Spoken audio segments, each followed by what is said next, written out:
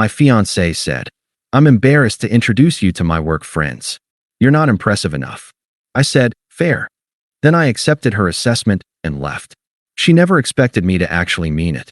Hey viewers, before we move on to the video, please make sure to subscribe to the channel and hit the like button if you want to see more stories like this. Thanks. The wedding was 4 months away. We'd paid the deposits, sent out save the dates. My family was excited. Her family was planning. Everything was moving forward. Then one conversation changed everything. My name is Daniel. I'm 35. I was engaged to Rachel for 1.5 years. We were together for 3 years total before that. And I'm writing this because people keep asking me if I regret it, and the answer is always no. The beginning. I met Rachel at a networking event in 2019. She was impressive, still is. Smart, ambitious, working at a prestigious consulting firm as a senior associate. She had this energy about her. Like she was always 3 steps ahead of everyone in the room. Like she knew exactly where she was going. I was drawn to that. I still am, honestly. Ambition is attractive. We started dating, and it was good. Really good, actually. She introduced me to her friends, brought me to work events, introduced me to her family. Seemed genuinely proud to have me around. She'd tell people, "This is Daniel, my boyfriend. He's amazing at what he does. Not perfect, but real. Warm. I'm a project manager at a mid-sized tech company. I make around $120,000 a year. Solid job, good benefits, decent work-life balance. I'm good at what I do. My team trusts me. My boss respects me. I get bonuses regularly."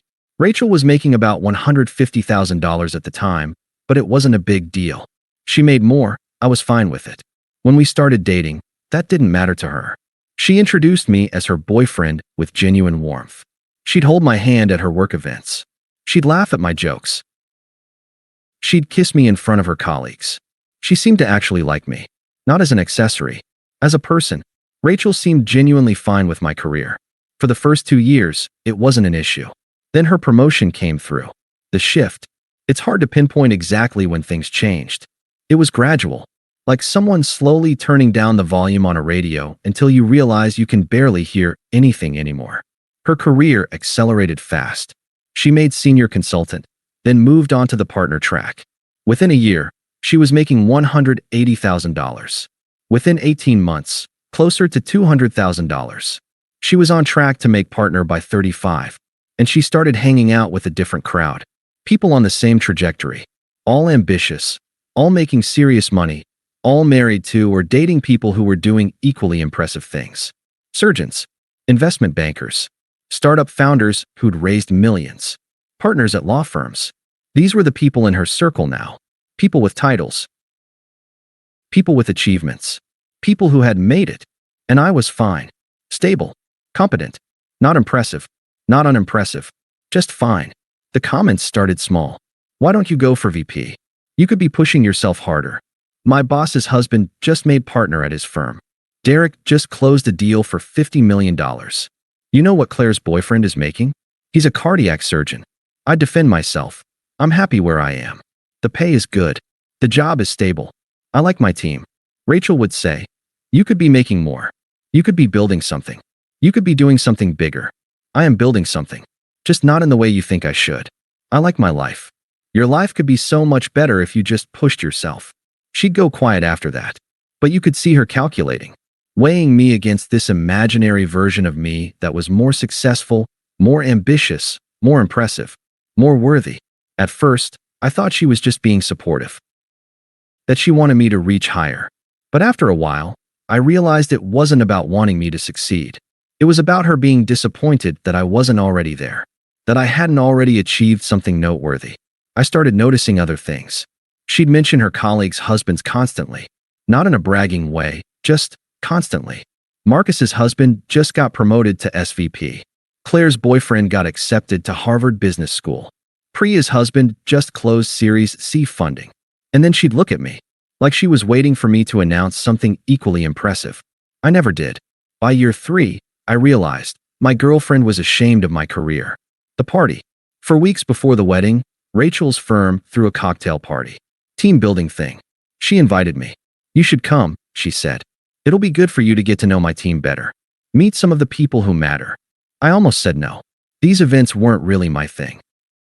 Making small talk with consultants about market disruption and quarterly growth wasn't how I wanted to spend a Friday night. But I thought, okay, I should make an effort. We're getting married in 4 months. I should be more involved in her world. I should show her I support her career. So I went. I dressed nicely, wore the suit she'd picked out for me because apparently the one I liked was dated. I was polite. I engaged in conversation. I asked people about their work. I didn't embarrass myself or her. Or so I thought. Rachel introduced me around to her team. About 15 people. Mostly younger than us. All on partner track. This is Daniel. He does project management in tech. Each time, the response was polite. Friendly even. Oh, that's nice. Oh, interesting. But you could see the mental calculation happening behind their eyes. Oh, tech project manager. Not on any track. Not prestigious. Oh, tech project manager. Her coworker Claire was there with her boyfriend, a surgeon at Johns Hopkins. They talked about surgeries and hospital politics and residencies. He was making $250,000 a year, she mentioned casually. Next to them was Marcus with his boyfriend, an investment banker at Goldman Sachs. They talked about markets and deals and bonuses. Last I heard, the boyfriend was making $400,000 a year, Rachel told me later.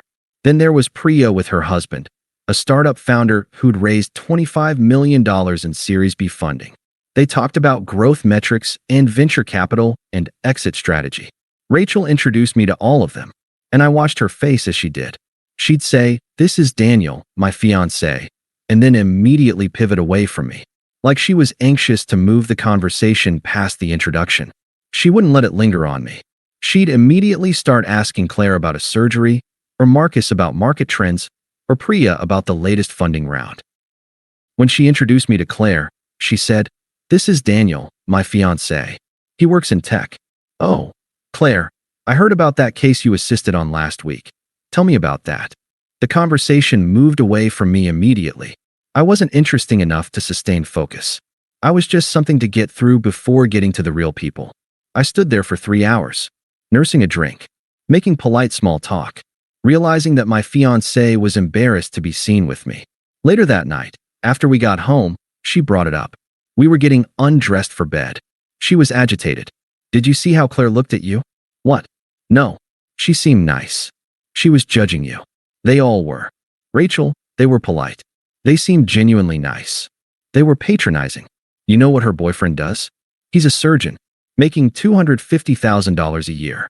And Marcus's husband is an investment banker, making probably $400,000. Priya's husband raised $25 million in funding. And you're a project manager making $120,000. I sat on the edge of the bed. I'm good at what I do. It's not about being good at it. It's about the level. You're not on their level. Not even close. Rachel, I don't need to be on their level to be worthy of respect. That's not what I'm saying, she said. And then she said the thing that changed everything. The thing I couldn't unhear. I'm saying I'm embarrassed to introduce you to them. You don't fit. She said it quietly, like she was stating a fact. Not angry. Just ashamed. Embarrassed. Not disappointed. Not hoping I'd do better. Not trying to motivate me. Embarrassed. Like I was an awkward stain on her image. Like bringing me to these events was a liability she had to manage. Like having me stand next to her impressive colleagues was damaging her brand. She climbed into bed and turned away from me. Just like that. Said the most cutting thing she could say and then turned her back. I didn't sleep that night. At all. The processing. I lay there in the dark, listening to her breathing slowly even out as she fell asleep. My chest felt tight. I didn't sleep. Not for 1 second. I spent hours thinking about that word. Embarrassed. And I realized it wasn't new. It was just the first time she'd said it out loud. I thought about all the times she'd mentioned her coworkers' partners. The subtle digs about my career. The way she'd correct me at social events when I made a joke. Like she was managing my performance, curating what people saw. The way she'd position herself next to me at work functions like she was bracing for impact. There was a dinner party 8 months ago where one of her colleagues asked what I did. I explained my project management role, talked about implementing a new system that increased efficiency by 30%. Rachel interrupted mid-sentence. "It's basically corporate stuff. Nothing exciting like what you guys are doing." She laughed, trying to make it a joke, but it wasn't a joke. It was a signal. Don't take him seriously. Don't compare him to you. I thought about her not introducing me to her new friend group. She'd go out with Claire and Marcus and Priya, and I'd ask how it went, and she'd give one-word answers. Fine. Good. Okay. When I asked if I could join sometime, she said, it's just work stuff. Consulting shop talk. You wouldn't find it interesting. Translation, you don't fit. You're not impressive enough.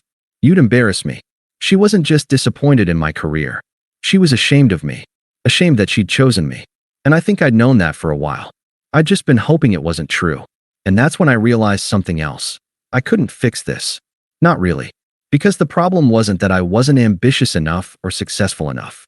The problem was that she'd made a decision about me, and no amount of achievement was going to change that decision. She'd made a calculation at some point. Daniel isn't going to be impressive enough. Daniel isn't on the trajectory I'm on. Daniel is going to be a liability to my image. And once that calculation was made, everything I did was being measured against an impossible standard. I could get promoted tomorrow, and she'd say, but not partner track. I could make $200,000 and she'd say, but you're not doing anything innovative. I could start my own company and she'd say, but is it really going to be successful? I could cure cancer and she'd find a way to be disappointed that I hadn't cured it faster. There was no winning because the game had already been decided. I lay there next to her in the dark, listening to her sleep, realizing, this woman doesn't love me. She loves the idea of who I could be if I were someone else. And since I'm not that person, I'm just a disappointment she has to manage. A mistake she's trying to figure out how to fix. And I was tired of being a project. The realization. We had a wedding in 4 months. Deposits paid. Family planning. Everything in motion. But I realized, I didn't want to marry someone who was embarrassed by me. I didn't want to spend my life at cocktail parties trying to prove I was impressive enough. I didn't want to constantly hear about other people's husbands and their achievements.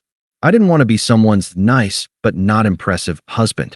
I didn't want to wake up every day wondering if I was disappointing the person I loved. I wanted to be with someone who was proud to introduce me. Not because I'm famous or rich, but because they respect me. Because they actually like me. Rachel stopped liking me somewhere along the way. Or maybe she never really did. Maybe she liked the idea of me, and then realized I didn't live up to the idea. Either way, it was over. I just needed to act like it was over. The conversation. I brought it up deliberately the next day. Not in anger. Just matter of fact. We were making breakfast. I've been thinking about what you said, I told her. About being embarrassed to introduce me to your coworkers. Rachel was pouring coffee. She froze. I didn't say, you did. You said you were embarrassed. That I don't fit. That I'm not on their level. I was upset. But you meant it. And I think you're right. She turned to look at me. What are you saying? I'm saying that if you're embarrassed by me, we're not compatible. And I'm not going to spend my life trying to prove I'm impressive enough for you. Daniel, I didn't mean, you did mean it. You've been meaning it for months. Maybe longer. And honestly, I can't be with someone who's embarrassed by me. Rachel's voice rose. This is crazy. You're throwing away our engagement over this. You threw it away when you decided I wasn't worth being proud of. I'm just making it official. We can fix this. We can work on it. Fix what? Your shame? No. You don't want to fix it. You want me to become someone else. Someone impressive. Someone on the level of your coworkers' husbands. And I'm not going to do that. I never said, you said it clearly. You don't want to introduce me to your work friends because you're embarrassed.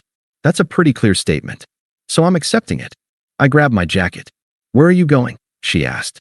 I'm moving out this weekend. I'll find my own place. And tomorrow I'm going to call the venue and cancel the wedding. You can't just, I can. And I am. I left.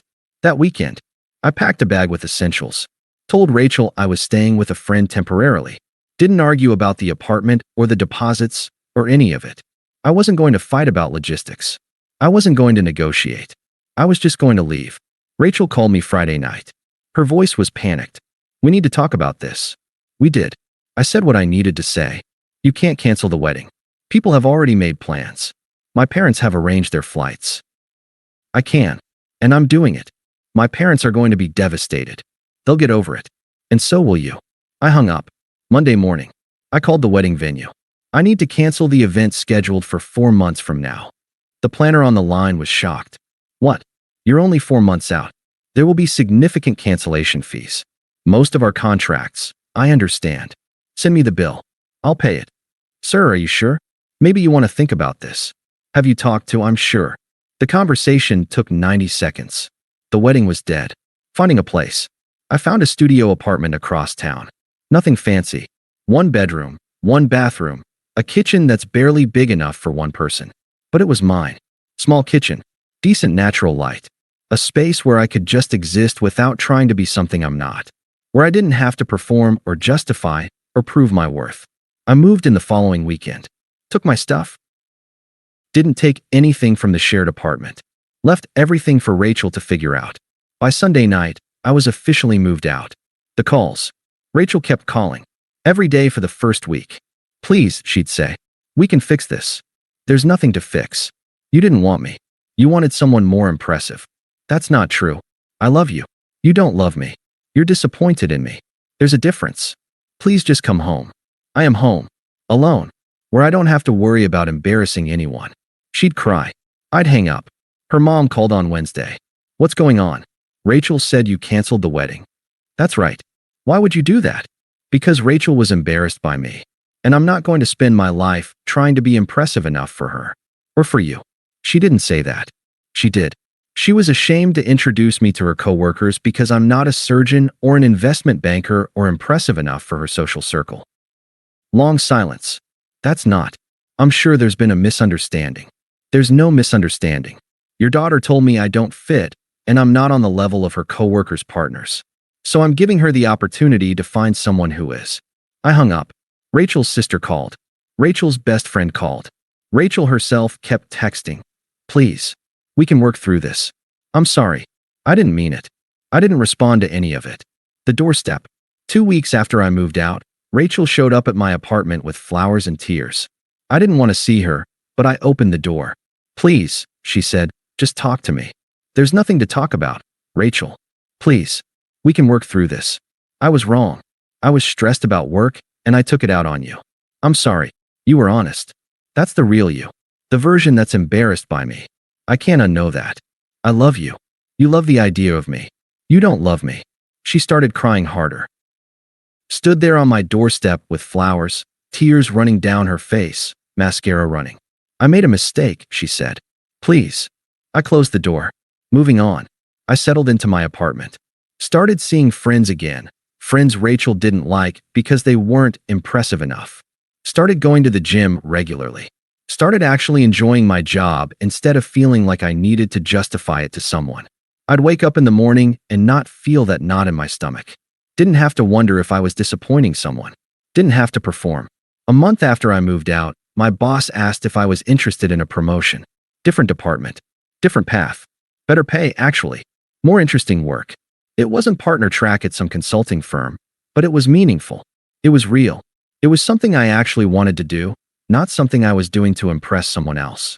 I considered it. Not to prove anything to Rachel. Just because I was interested in the work. I took it. 3 months post-breakup, I ran into one of Rachel's co-workers at a coffee shop. Claire, the surgeon's girlfriend. She recognized me. Oh hey, Daniel, right? Rachel's fiancé. Actually no, we're not together anymore. Oh, I'm sorry. What happened? She didn't think I was impressive enough for her social circle. And she was probably right. I don't really care about being impressive to people at cocktail parties. Claire looked uncomfortable. I don't think that's fair. Rachel never said. She did, actually. To me. Pretty clearly. I got my coffee and left. Walking out of that coffee shop, I realized I didn't feel angry. Didn't feel bitter. I just felt clear. And relieved. Rachel wanted someone who would fit into her world. Someone whose achievements would reflect well on her. Someone she could be proud to introduce to her colleagues. Someone she could use to enhance her image. And I wasn't that person. Not because I'm not capable or driven, but because I made different choices about what matters. I valued stability.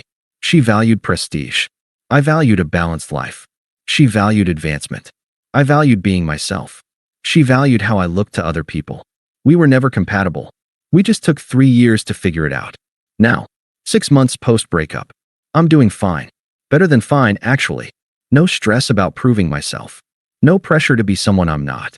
No one keeping score of my achievements and finding them wanting. No one sighing when I walk in the room. No one comparing me to someone else's boyfriend. I date casually. Nothing serious yet. But it's light. Easy. Nobody's measuring me against some imaginary standard or comparing me to their coworkers' husbands. It's just people hanging out, enjoying each other's company. I don't think about Rachel much. When I do, it's not with anger, just clarity. She wanted someone impressive. I wasn't that. So it ended. Simple as that. People ask me if I regret how I handled it, if I should have tried harder, if I was too quick to give up, if I should have fought for the relationship instead of accepting her judgment. But I didn't give up. Rachel gave up. She decided I wasn't worth being proud of. She decided that my career, my choices, my life wasn't impressive enough to reflect well on her. She made that decision, and then she said it out loud. And once she said it, I couldn't unhear it. I could have begged her to take it back. I could have promised to change, to try harder, to be more ambitious. I could have spent years chasing the version of myself she wanted me to be. But that version of myself would still never be enough. Because the problem wasn't actually me. The problem was that she'd already decided I wasn't worth it. She'd made the calculation and moved on mentally years ago. She just needed me to catch up. Some people make a choice about you very early on. And once that choice is made, nothing you do changes it. You can only accept it and move forward. I accepted it. And I moved on. And I've never been happier. Thanks for watching. Make sure to subscribe to the channel and hit the like button. What do you think about this story? Share it in the comments.